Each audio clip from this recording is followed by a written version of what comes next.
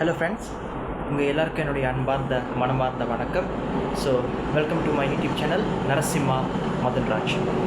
Okay, இன்றைக்கி நம்ம எதை பற்றி பார்க்க போகிறோம் அப்படின்னாக்கா மகாபாரதா கர்ணனை பற்றி தான் பார்க்க போகிறோம். ஸோ நீங்களாம் சொல்லலாம், எங்களுக்கு எல்லாருக்குமே மகாபாரத கர்ணனை பற்றி நல்லா தெரியுமே அப்படின்ட்டு. ஸோ என்றைக்குமே தெரிஞ்ச ஒரு விஷயத்தை பார்க்குறதுல என்ன இருக்குது, தெரியாத ஒரு சில விஷயங்களை பார்க்குறது தான் சுவாரஸ்யமே இருக்குது இல்லையா? இன்றைக்கி நம்ம என்ன பார்க்க போகிறோன்னாக்கா கர்ணனை பற்றி, மகாபாரத கர்ணனை பற்றி நிறைய சீக்ரெட் நம்ம பார்க்க போகிறோம். பொதுவாக நம்மளுக்கு எல்லாருக்குமே கர்ணனை பற்றி என்ன தெரியும் அப்படின்னாக்கா, குந்தியோடைய மகன், சூரியனுடைய ஆசீர்வாதத்தால் குந்திக்கு கர்ணன் மகனாக பிறந்தார தான் தெரியும். ஆனால் கர்ணனுக்கு முன்னாடி, அதாவது இவர் கர்ணனாக பிறக்கிறதுக்கு முன்னாடி அவர் வாழ்க்கையில் என்ன நடந்துச்சு, ஏன் கர்ணனுக்கும் கிருஷ்ணனுக்கும் போர் நடந்தது, ஏன் கிருஷ்ண பகவான் அர்ஜுனனை வச்சு கர்ணனை கொன்னாரு என்ற ரகசியத்தை நம்ம இன்றைக்கி இங்கே பார்ப்போம். ஒரு விஷயத்தை நம்ம நல்லா ஞாபகம் வச்சுக்கணும். பிரம்மன் என்ன பண்ணுறாரு, சித்தர்களாம் படிச்சுட்டு வர்றாரு. படிச்சுட்டு வரும்போது அவர் என்ன செய்கிறாரு கேட்டிங்கனாக்கா, அதிதி திதி இவங்களெல்லாம் படைக்கிறார். இந்த அதிதி திதி என்ற பெண்களை தட்சனுக்கு இந்த பெண்களை கொடுக்குறாரு. தட்சன் என்ன செய்கிறாரு, இந்த அதிதியும் திதியும் முனிவர் ஒருத்தருக்கு திருமணம் பண்ணி வைக்கிறாரு. அவர் அநேகமாக காசியாபரா தான் இருக்கும்னு நான் நினைக்கிறேன். ஸோ ஒரு பெரிய முனிவருக்கு திருமணம் பண்ணி வைக்கிறாரு. அப்போது இந்த மகாரிஷிக்கும், இந்த பெரியவர் மகாரிஷிக்கும் அதிதிக்கும் பிறந்தவங்க தான் தேவர்கள். இந்த பெரிய ரிஷிக்கும் திதிக்கும் பிறந்தவங்க தான் அசுரர்கள். ஓகே, இதுதான் அசுரர்களுடைய தேவர்களுடைய இவங்க எப்படி வந்தாங்கன்னு சொல்கிற ஒரு விஷயம். இப்போது அசுரனில் ஒரு அசுரன், அவன் பேர் தாமத் பவன். இந்த தாமத் பவன் என்ன பண்ணுறா, சூரியனை நோக்கி கடும் தவம் இருக்கார். இவர் சூரியனை நோக்கி கடும் தவம் இருந்ததுனால சூரியன் அவருக்கு ஒரு வரத்தை கொடுக்குறாரு. என்ன வரம் கொடுக்குறாரு கேட்குறாரு, நீ இத்தனை காலமாக என்னை நோக்கி கடும் தவம் இருந்திருக்க, உனக்கு என்ன வேணும் அப்படின்ட்டு. அப்போ அவர் சொல்கிறாரு, எனக்கு சாகா வரம் வேணும். அப்போ சூரியன் சொல்லியிருக்காரு, இல்லைப்பா சாகா வரம் யாருக்கும் கொடுக்க முடியாது அப்படின்னு, அது தவிர நீ வேறு ஏதாச்சும் கேளு அப்படின்ட்டு. இவர் யோசிச்சுட்டு என்ன சொல்லியிருக்காரு, ஓகே ஃபைன், எனக்கு உடம்புல 1000 கவசம் வேணும், 1000 கவசத்தை எனக்கு ஆசீர்வதிங்க அப்படின்ட்டு. சரி ஓகே, உனக்கு உடம்புல 1000 கவசம் இருக்கணும் அவ்வளோதானே, ஓகே ரைட். அந்த 1000 கவசத்தை யாராலையும் எவராலையும் அடிக்கவும் முடியாது, உடைக்கவும் முடியாது, போக்கவும் முடியாது. சரி, யாரால அந்த கவசத்தை போக்க முடியும்னாக்கா இந்த தாமத் பவன் சொல்கிறாரு, ஒரு மனிதன் அல்லது ஒரு சக்தி, ஒருத்தன் ரெண்டாக மாறி, அந்த ரெண்டில் ஒருத்தன் 1000 ஆண்டுகள் தவம் செஞ்சு, அந்த ஒருத்தன் 1000 ஆண்டுகள் தவம் செய்யும் போது இன்னொருத்தன் என்கிட்ட போர் புரிஞ்சாதான் ஒரு கவசத்தை வெட்ட முடியும் அப்படின்ட்டு. ஸோ அவர் கேட்குற வர almost impossible. So okay right, நீ ஆசைப்பட்ட மாதிரி நான் உனக்கு எல்லா மரம் கொடுத்துட்டு, சூரியன் பகவான் என்ன பண்ணுறாரு, இந்த தாமத் பவன் இந்த அரக்கனுக்கு இப்படிப்பட்ட அட்டகாசமான வரத்தை கொடுத்துட்றாரு. கொடுத்தனே இவருக்கு ரொம்பவும் வர ஆரம்பிச்சிருச்சு. ஓகே, நம்ம எல்லாம் சக்தி அடைச்சிட்டோம், இதுக்கப்புறம் நம்ம தான் கடவுள், நம்மளை அடிக்கிறதுக்கு யாருமே இல்லைன்ற அளவுக்கு இவர் போயிட்டார். இப்போ அவர் என்ன முடிவு பண்ணுறாரு கடைசியாக தெரியுதுனாக்கா, தெய்வங்களே ரொம்ப பவர்ஃபுல்லானவர் மகாவிஷ்ணு, நாராயணன். அந்த நாராயணன் நம்ம தீர்த்து கட்டிட்டோம் அப்படின்னாக்கா ஆட்டோமேட்டிக்காக அவர் பதவிக்கு நம்ம போயிடலாம் அப்படின்னு இவர் நினைக்கிறார். உடனே இவர் என்ன பண்ணுறாரு, நம்ம மகாவிஷ்ணுகிட்ட போயிட்டு போருக்கு போகிறார், சண்டைக்கு போகிறார். இவருக்கும் மகாவிஷ்ணுக்கும் பெரிய சண்டை நடக்குது. இந்த தாமோத் பவனுக்கும் நாராயணனுக்கும் சண்டை நடக்க நம்ம நாராயணன் மகாவிஷ்ணுனால அந்த தாமோத் பவனை தோக்கடிக்கவே முடியல. அப்போ தான் அவர் புரிஞ்சுக்கிறாரு, இவங்ககிட்ட இப்படி ஸ்பெஷலான வரம் இருக்குன்ட்டு. நம்ம நாராயணன் என்ன சொன்னார், ரெண்டாக பிரிகிறாரு, ரெண்டாக மாறுறாரு. ஒருத்தர் நாரா, இன்னொருத்தர் நாராயணன். இந்த நாராயணன் என்ன பண்ணுறாரு, 1000 வருஷம் தவம் இருக்கார். இந்த நாராயணன் என்ன பண்ணுறாரு, தாமோத் பவனோடய சண்டை போட்டு கவசத்தை வெட்டுறாரு. அப்புறம் மறுபடியும் நாராயணன் போயிட்டு 1000 வருஷம் தவம் இருக்கிறாரு. அவருக்கு பதிலாக அந்த நாரா 2வது கவசத்தை வெட்டுறாரு. இப்படியே இந்த நாராவும் இந்த நாராயணனும் மாற்றி தவம் இருந்து ஒருத்தர் தாமோத் பவன்கிட்ட சண்டை போட்டு ஒவ்வொரு கவசமாக வெட்டிக்கிட்டு வராங்க. இப்படி ஒவ்வொரு கவசமாக வெட்ட 999 கவசத்தை வெட்டிடுறாங்க. அப்படின்னாக்கா கணக்கு கிட்டத்தட்ட பார்த்தீங்கன்னாக்கா 1,00,000 ஆண்டுகள்கிட்ட 99,000 இயர்ஸ் இந்த நாராவும் இந்த நாராயணனும் மாறி தவம் பண்ணி இந்த தாமோத் பவனுடைய ஒவ்வொரு கவசத்தையும் வெட்டிக்கிட்டே வராங்க. அப்போ இந்த தாமோதம் தெரிஞ்சிருச்சு, ஓகே 919 அந்த கவசத்தை வெட்டிட்டாங்க, இன்னும் ஒரே ஒரு கவசம் தான் பாக்கி இருக்குது, விட்டால் அதையும் வெட்டிடுவாங்கன்னு சொல்லிவிட்டு இந்த தாமத் பாபு என்ன பண்ணுறாரு, வர வாங்கின சூரியன்ட்டே போயிட்டு ஐக்கியமாயிடுறாரு. உடனே இந்த நாராவும் அந்த நாரை துரத்திட்டு வராங்க. துரத்திட்டு வந்தோடனே நம்ம தாமத் பாபு வந்து சூரிய பகவான்கிட்ட ஐக்கியமாயிட்டு பலிச்சு கட்டாரு. உன்னை என்னால் என்ன பண்ண முடியாதே, நான் சூரியன் போய்ட்டு ஐக்கியமாயிட்டேனே, இப்போ என்ன பண்ணுவேன் அப்படின்னு தாமத் பாபு வந்து சூரியன் கூட ஒளிஞ்சிக்கிட்டு அவர் சொல்கிறாரு. அப்போ நாராயணனால் வந்து சூரியனை வந்து அழிக்க முடியல. அந்த நாராயணன் இருக்கிற சுதர்சன சக்கரத்தால் அதை சூரியன் பகவான்கிட்ட ஏவி விட்டார்னாக்கா அந்த சுதர்சன சக்கரம் வந்து சூரியனை 2ஆக பிளந்துட்டு வந்துடும். ஓகே, அந்த அரக்கன் வந்து சூரியன் கூட ஐக்கியமாயிட்டான்ட்டு நாராயணன் அழிச்சிருந்தாருனாக்கா நம்ம சூரியன் இப்போயே அழிஞ்சு போயிருக்கும். அப்போ பகவான் என்ன பண்ணாருனாக்கா, இல்லை இப்போதைக்கு நம்ம வந்து ஒன்றும் பண்ண வேண்டாம், விட்டுருவோம் அப்படின்ட்டு நம்ம பகவானான நாராயணனும் தேவர்களும் ஒரு வட்ட மேசையில் உட்காந்து மீட்டிங் போடுறாங்க. வட்ட மேசையில் உட்காந்து மீட்டிங் போட்டு முடிஞ்ச பிறகு தான் நம்மளுடைய மகாபாரதம் வர ஆரம்பிக்குது. நம்மளுடைய நாராயணன் கிருஷ்ணரை வந்து அவதாரம் எடுக்கிறாரு. இந்த சூரியன் கூட ஐக்கியமாயிட்டார் அந்த தாமத் பவன். அதனால சூரியனுக்கு வந்து தாங்க முடியாத ஒரு எரிச்சல், ஒரு காட்டம். அப்போ தான் நம்ம துர்வாசர் என்ன பண்ணுறாரு, குந்தி தேவிக்கு வந்து வரத்தை கொடுக்குறாரு. அப்போ நம்ம குந்தி தேவி வந்து ஒரு எப்படி சொல்கிறனாக்கா ஒரு மெய்டன், அப்போ தான் வயசுக்கு வந்து ஒரு பெண், ஒரு 16, ஒரு 17, 18 வயசு இருக்குன்னு வச்சுக்கொள்ளுங்களேன். அப்போ அந்த பெண்ணுக்கு, அந்த குந்திக்கு அந்த வரம் கிடச்சுன்னு சூரியன் நோக்கி பார்க்குறாங்க. அந்த மந்திரத்தை சொல்கிறாங்க, சூரியன் வந்துட்டார். அதனால சூரியனுக்கும் குந்திக்கும் வந்து கர்ணன் மகனாக பிறக்கிறாரு. அதுக்கப்புறம் தான் உங்களுக்கு எல்லாம் தெரியுமே. இப்போது கர்ணன் வந்து வந்துட்டார். அவர் உடம்புல வந்து இன்னொரு கவசம் வந்து இருக்குது. அந்த கவசத்தோட கர்ணன் வந்து பிறக்கிறார். ரொம்ப போன பேரில் அவன் வந்து அரக்கன், ஆனால் இந்த பேரில் அவன் ரொம்ப நல்லவன். ஏன்னா சூரியனோட ஐக்கியமாயிட்டார் இல்லையா. அப்போ அந்த தேவனுடைய நல்ல மனசு, அன்பு, பாசம், கருணை, இரக்கம், சத்திரிய குணம், இந்த மாதிரி நல்ல பண்புலாம் வந்து நம்ம தாமோத் பாபனுக்கு வந்து அவர் வந்து கர்ணனாக மாற போகிறாரு. அப்போ குந்தி என்ன பண்ணுறாங்க, ஆற்றுல வந்து அவர் விட்டுறாங்க. அதுக்கப்புறம் ஒரு தேரோட்டி, சூத்தா தேரோட்டிக்கு தலைவரான ஒருத்தர், அவர் பேர் அதிராதா நினைக்கிறேன், அவருக்கு மகனாக அவர் போய் சேர்றாரு. ராதையான்னு கூப்பிட்றாங்க. நாளடைவில் தான் அவருக்கு கர்ணன் பேர் மாறுது. இந்த கர்ணன் என்ன பண்ணுறாரு, அவர்கிட்ட ரொம்ப நிறைய ஆற்றல் இருக்குது, நிறைய சக்தி இருக்குது. அப்போ இந்த ஆற்றல், இந்த சக்தியெலாம் அவர் வந்து வெளிப்படுத்த நினைக்கிறாரு. ஆனால் அந்த சக்தி ஆற்றலாம் அவர் வெளிப்படுத்துறதுக்கான பொசிஷன், இடம் வந்து அவருக்கு அமையலை. அப்போ அவர் என்ன பண்ணுறாரு, துரோணரை போய் மீட் பண்ணுறாரு. துரோணர் சொல்லிட்டாரு, இல்லைப்பா நான் வந்து பிராமணன் சத்தியனுக்கு தான் நான் வந்து கிளாஸ் எடுக்கிறது, நீ வந்து தேரோட்டிய மகனாக இருக்க, நான் உன்னை சேர்த்துக்க முடியாதுன்னு சொல்லிட்டு துரத்திடுறாரு. அப்புறம் இங்கேயே அவர் என்ன பண்ணுறாரு, பரசுராமன்ட்ட போகிறாரு. பரசுராமன்ட்ட நான் பிரம்மின்னு பொய் சொல்லிவிட்டு அவரை வந்து பார்கையா, பிரம்மாஸ்திரா, அக்னி ஆஸ்திரா, இந்தமாரி ஆஸ்திரங்களுடைய வித்தை கற்றுக்கிறாரு. அப்போவே சின்ன வயசுல இருந்து கர்ணன் வந்து அம்பு ஊரில் வந்து படும் ஆற்றல் படைச்சவராக இருக்கார். ஒரு தடவை பரசுராமர் வந்து கர்ணனோட மடியில் படுத்து தூங்கிட்டு இருக்கும்போது ஒரு தேவன் வந்து சாபத்தினால வண்டா மாறி இருப்பார். அந்த வண்டு போய் என்ன பண்ணுவார், கர்ணனுடைய தொடையை ஒரு பக்கம் கடிச்சு, தொடையை சாப்பிட்டு ரத்தத்தை குடிச்சு இன்னொரு பக்கம் வந்துடுவார்.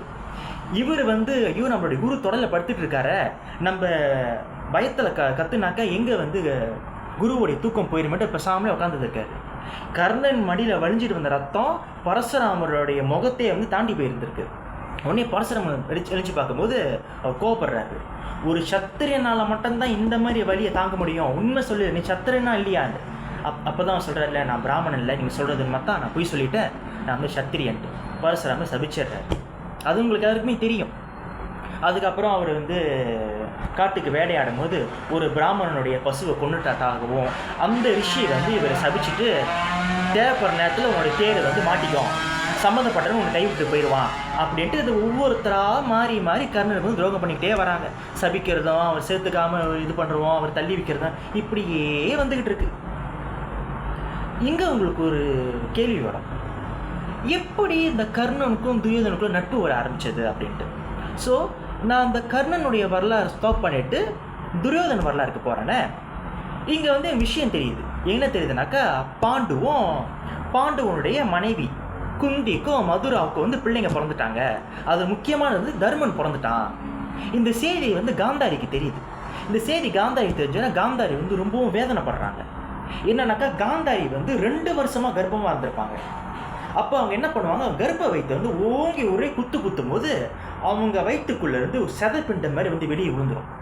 வெளியே இருந்தேன்னே வியாசதேவர் அங்கே பின்னாடி வருவார். அம்மா நீ அவசரப்பட்டுட்டியே, நான் உனக்கு என்ன சொன்னேன், 2 வருஷம் வரைக்கும் நீ காத்துரு, 2 வருஷத்துக்கு அப்புறம் உனக்கு பிள்ளைங்க பிறப்பாங்க, உனக்கு 100 பிள்ளைங்க பிறப்பாங்க நான் சொன்னேன்னா இல்லையா, ஏன் அவசரப்பட்டு உன்னுடைய கர்ப்ப வயிற்றை நீ குத்துன அப்படின்ட்டு. உடனே இந்த விஷயம் பீஷ்மருக்கு தெரிஞ்சது. பீஷ்மர் தலையை போட்டு சொரிவார். ஐயோ காந்தாரி அவசரப்பட்டு இப்படி பண்ணிட்டாலே, நான் என்ன பண்ணுவேன் அப்படின்ட்டு துடிச்சிட்டு இருக்கும்போது தான் நம்ம கர்ணன் அங்கேருந்து வருவார். வந்து பீஷ்மர்கிட்ட பேசுவார். பீஷ்மர்கிட்ட கேட்பார், இந்த மாதிரி நான் கேள்விப்பட்டேன், இந்த மாதிரி வந்து உங்களுக்கு 100 பாட். வியாசதேவர் சொல்லுவார், சரி பரவாயில்ல, காந்தாரி தான் வயிற்று குத்திட்டாங்க, சதையும் ஒரு மாதிரி சந்தப்பிண்டமே வெளியாயிருச்சு, பிரச்சனை இல்லை. எனக்கு வந்து ஒரு பிரத்யேக குடம், அந்த குடத்துல வந்து நெய் நிரப்பி இருக்கும், அந்த குடம் வந்து எனக்கு எடுத்துகிட்டு வாங்க. அந்த குடம் எங்கே இருக்குனாக்கா ஒரு பிரத்யேகமான ஒரு இடத்துல ஒரு ஒரு அரக்கனுடைய கட்டுப்பாட்டில் 100 குடம் இருக்குது. அந்த 100 குடம் இங்கே வந்தால் தான் என்னால் வந்து இந்த காந்தாரியோட 100 பிள்ளைங்களை உருவாக்க முடியும் அப்படின்னு வியாசதேவர் சொல்லிடுறாரு. அப்புறம் பீஷ்மர் வந்து யோசிக்கிறாரு, யார் வச்சுனா அந்த வேலையை முடிக்கிறது அப்படின்ட்டு. அப்போ தான் நம்ம கர்ணன் வராரு. கர்ணன் வந்து கர்ணன் சொல்கிறார். அப்போலாம் கர்ணன் வந்து சின்ன வயசு தான் இருந்தால், வயசு வந்து ஒரு 14 வயசு 15 வயசு தான் இருக்கும். அப்போ பீஷ்மர்கிட்ட சொல்கிறாரு, நான் இந்த மாதிரி கேள்விப்பட்டேன், இந்த மாதிரி ஒரு அரக்கன்கிட்ட வந்து ஒரு அதிசயமான 100 பாட் இருக்குது, அந்த 100 பாட்டில் வந்து நெய் நிரம்பி இருக்கும், அதை போய் நான் எடுத்துகிட்டு வரணும் அவ்வளோதானேன்ட்டு. ஆமாம் அப்படின்ட்டு. உடனே வந்து கர்ணன் என்ன பண்ணுறாரு, கிளம்பிடுறாரு. கிளம்பி அந்த அரக்கனை மீட் பண்ணி அந்த அரக்கனை அடித்து துவச்சி துவம்சமாக்கி அந்த 100 பாட் எடுத்துகிட்டு வருவார். எடுத்துகிட்டு வந்து பீஷ்மர்கிட்ட கொடுக்குறாரு. கொடுத்த பிறகு பீஷ்மர் என்ன செய்கிறாருனாக்கா, அந்த 100 பாட்டையும் அந்த 100 பாட்குள்ளே இருக்கிற அந்த நெய்யையும் வியாசதேவர்கிட்ட ஒப்படைக்கிறாரு. அப்போ வியாசர் என்ன பண்ணுறாருனாக்கா, காந்தாரியனுடைய கர்ப்பத்திலிருந்து வெளியே வந்த அந்த செதை பிண்டத்தை 100 துண்டாக வெட்டி அந்த ஒவ்வொரு பாட்டுக்குள்ளேயும் ஒவ்வொரு துண்டாக வைக்கிறாங்க. இப்படி தான் வந்து டைம் போக போக ஒவ்வொரு போர்ட்லேருந்து ஒவ்வொருத்தராக வெளியே வந்தாங்க. அதில் வந்தவன் தான் துரியோதனை, அப்புறம் துச்சாதனை, இப்படி வந்து வரலாறு வந்து போய்கிட்டு வருது. இதனால தான் கர்ணனை பார்த்த உடனே துரியோதனுக்கு அவர் மேலே பாசம் வந்துருச்சு. இது நட்சத்திர பலன்களும் நீங்கள் பார்த்தீங்கன்னாக்கா, கர்ணனுடைய நட்சத்திரம் மகமாகவும் துரியோதனுடைய நட்சத்திரம் வந்து பரணியாகவும் வருது. அப்படி இங்கே இந்த பரணி வந்து 2வது தரையாக வரும். இப்படி கூட நம்ம சொல்லலாம். இப்படி சொல்லும் போது அவங்க 2 பேருக்குள்ள இந்த நட்பு வந்து ரொம்பவும் ஸ்ட்ராங் ஆயிடுச்சு. இது வந்து துரியோதனன் பிறந்த காலகட்டங்கள், நம்ம கர்ணன் வந்து இளைஞனாக இருக்கிற ஒரு 14-15 வயசு இருக்கிற காலகட்டங்கள்ல. இப்போ அவர் வந்து பரசுராமரை பார்க்குறாரு இல்லையா, எப்படியோ இவர் நம்ம கர்ணன் கையில் வந்து விஜயாஸ்திரம் கிடச்சிருக்கு. விஜயாஸ்திரம் என்ன அப்படின்னாக்கா, அர்ஜுனன் கையில் இருந்த காண்டிபத்தை விடைய ஆஸ்திரம் போ வந்து இன்னும் சக்தி வாய்ந்தது. அதுக்கு பேர் வந்து விஷ்ணு வில் அப்படின்னு கூட வந்து சொல்கிறாங்க. அதனுடைய கர்ணன் கையில் இருந்த அந்த விஜய ஆஸ்திரத்துடைய வெயிட்டு நீங்கள் பார்த்தீங்கன்னா, இந்த பூமியோடைய கணம் எந்த அளவுக்கு இருக்குமோ அந்த அளவுக்கு அந்த போல் இருந்தது, அந்த அளவுக்கு அந்த விஜயாஸ்திரம் இருந்தது. ஒருத்தன் விஜயாஸ்திரத்தை தூக்குறான் அப்படின்னா அவங்ககிட்ட திவ்யமான பல விஷயங்கள் சக்திகள் இருந்தால் தான் அந்த விஜயாஸ்திரத்தை தூக்க முடியும் அப்படின்னு சொல்கிறாங்க. ஸோ அப்பேற்பட்ட அந்த விஜயா சொல்கிற அந்த வில்ல கர்ணன் கையில் தான் இருந்தது. ஸோ இதுவும் எப்படியோ வந்து அவருக்கு கிடச்சிருந்தது. ஸோ அதுக்கப்புறம் உங்களுக்கு தெரியும் என்ன நடந்தது. கர்ணன் வந்து போருக்கு போகிறாரு. மகாபாரத போர் ஆரம்பிக்கும் பொழுது நம்மளுடைய அர்ஜுனன் என்ன பண்ணுறாரு, இவருடைய தேரை, கர்ணன் உட்காந்துருந்த தேரை என்ன செய்கிறானாக்கா 11 கஜன் அடி தள்ளி வீசுறாரு. நம்ம கர்ணன் என்ன பண்ணுறாரு, அர்ஜுனனையும் கிருஷ்ணரையும் 2 பேர்த்தையும் தேரோடைய 3 கஜன் அடி தள்ளுறாரு, அம்பு தள்ளுறாரு. உடனே கிருஷ்ணர் வந்து பாராட்ட ஆரம்பிச்சாரு, Karna you are wonderful, you are remarkable, you are fantastic, you are awesome அப்படின்ட்டு நம்ம கிருஷ்ணர் வந்து கர்ணனை பார்த்து புகழ நம்ம அர்ஜுனனுக்கு வந்து ஜிவ்வுன்னு வந்துருச்சு கோவம். கிருஷ்ணா அது நியாயமா? அவன் எதிரி, அவனை நீங்கள் பாராட்டிட்டு இருக்கீங்க. அவன் 3 கஜன் அடி தானே தள்ளலாம், அவனை தூக்கி நான் 11 கஜன் அடி வீசியிருக்கேன், அதை பார்த்து நீங்கள் என்னை பாராட்டலையா அப்படின்ட்டு அவர் சொல்கிறாரா, நல்லா யோசிச்சுப்பாரு. அவன் தேரில் கர்ணன் மட்டும்தான் இருக்கான். அந்த கர்ணனை தான் நீ 11 அடி வீசின. ஆனால் இந்த தேரில் யார் இருக்கா? நீ. அடுத்ததுன்னா என்னுடைய பாரம் என்ன தெரியுமா? இந்த பிரபஞ்சத்தையே அளந்தாலும் என் பாரத்துக்கு நிகர் வராது. நான் உட்கார்ந்துருக்கும் போதே நீ 3 கஜனடி தூக்கி வீசியிருக்கானா, அவன் எப்பேரு சக்தி வாஞ்சவன். காரணம், கர்ணன் பயன்படுத்தின விஜய ஆஸ்திரத்துக்கு அப்படிப்பட்ட சக்தி இருந்துச்சு. அப்புறம் உங்களுக்கு தெரியும் என்ன நடந்துச்சு. அவர் இறந்தார். கர்ணன் இறந்தார். கர்ணன் இறக்கும்போது நம்மளுக்கெல்லாம் தெரியும். நம்மளுடைய கிருஷ்ணன் என்ன பண்ணுறாருனாக்கா, கர்ணனுடைய ஆத்மாவை கூட்டிக்கிட்டு வைகுண்டத்துக்கு போகிறார். இது நிகழ்காலம். இப்போ கர்ணனுடைய எதிர்காலத்தில் என்ன நடந்துச்சுன்னு பார்க்க போகிறோம்.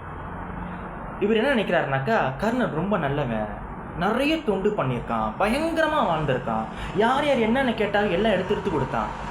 மகாபாரத போரில் கௌரவர்களுக்காகவும் பாண்டவர்களுக்காகவும் 2 பேருக்கும் உயிர் விட்ட ஒரே ஒருத்தன் கர்ணன் மட்டும்தான். இது என்னுடைய கருத்து. என்ன காரணம்? கர்ணன் நினச்சிருந்தானாக்கா எப்போவே அர்ஜுனோட சேர்ந்துருக்க முடியும். நான் தாண்டா உன் அண்ணன்னு தர்மன்ட்டு சொல்லியிருந்தா தர்மன் அப்பயே காலில் விழுந்திருப்பார். ஐயோ வேணவே வேணாம் சாமி, அண்ணன் நீயே உட்காந்துக்கோ, எனக்கு எதுவுமே வேண்டாம், நான் தம்பி விட்டு காட்டுக்கு போயிட்டு தர்ம கிளம்பி போயிருப்பார். ஆனால் கர்ணன் அப்படி செய்யலை. காரணம், கர்ணனுக்கு தெரியும் துரியோதன் பண்ணது தவறு. ஆனால் எனக்கு சாப்பாடு போட்டுட்டானே, என்னை வாழ வச்சுட்டானே காரணத்துக்காக வேண்டி கர்ணனும் பீஷ்மரும் துரோணரும் விதுரனும் கிருப்பரும் இப்பேற்பட்ட உயர்ந்தவங்க துரியோதனுக்காக வேண்டி அவங்க உயிரை விட்டாங்க. ஸோ இவ்வளோ அதிசயமான கர்ணன் என்ன செய்கிறாருனாக்கா, 63 நாயன்மார்களான ஒருத்தரான சிறு தொண்டர் நாயனாராக பிறக்கிறார். அந்த சிறு தொண்டர் நாயனார்கிட்ட நம்ம சங்கரன் பிள்ளைக்கறி வேணும், அந்த பிள்ளைக்கறியை சமைச்சு கொடு அப்படின்னு. சித்தர்கள் ஒரு சித்தர் நீங்கள் பார்த்தீங்கன்னாக்கா எலும்பு ஓடலாம் மாட்டிகிட்டு இருப்பாங்க. அது அசைவ பிரிவை சார்ந்தவங்க.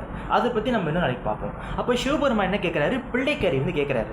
அந்த பிள்ளைக்கறியை சிறு தொண்டர் நாயனார் சமைச்சு கொடுக்குறாரு. அதனால் சங்கரன் ரொம்பவும் ஆச்சரியப்பட்டு அவருடைய பக்தியை போற்றி அவரையும் சிறு தொண்டர் நாயனாரையும் சிறு தொண்டர் நாயனார் மனைவியும் இறைவன் ஏற்றுக்கிட்டாரு. அவங்க சிவத்தோடு போய் கலந்துட்டாங்க அப்படின்னு 63 நாயன்மார்கள் வரலாறு பெரிய புராணம் சொல்லுது. ஸோ எஸ், இந்த வீடியோலேருந்து நீங்கள் 3 விஷயங்கள் பார்த்துருப்பீங்க. கர்ணனுடைய நிகழ்காலமான மகாபாரதமும், கர்ணனுடைய இறந்த காலமான அந்த ஆதி காலத்தை தாமோத் பவன் தான் கர்ணன். அந்த கர்ணன் தான் 63 நாயன்மார்கள் ஒரு நாயன்மாராக சிறு தொண்டர் நாயனாராக இருக்கார். ஸோ நான் நினைக்கிறேன் இந்த யூடியூப் சேனல்லேருந்து நீங்கள் கர்ணனை பற்றி ஒரு சில விஷயங்களை பற்றி தெரிஞ்சுருப்பீங்க. ஸோ என்னால் உங்களுக்கு இந்த நல்ல தகவல் கிடைச்சதுக்கு நான் கடவுளுக்கு நன்றி சொல்கிறேன். என்னுடைய வீடியோவை நீங்கள் இப்போ ஒரு 18 நிமிஷம் பார்த்துருக்கீங்க. அதை பார்த்ததுக்கும் ரொம்ப ரொம்ப நன்றி. இனி அடுத்து வரப்போகிற வீடியோவில் இன்னொரு சுவாரஸ்யமான டைட்டிலோடு நான் உங்களை மீட் பண்ணுறேன். நன்றி, வணக்கம்.